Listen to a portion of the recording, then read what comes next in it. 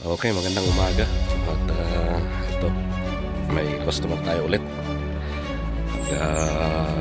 I-install tayo ng keyless entry and alarm sa Triton, Mitsubishi Triton.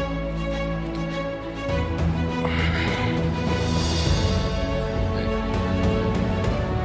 May dalawang sasalpakan natin ngayon. Ito at saka yung mamaya, isa pa.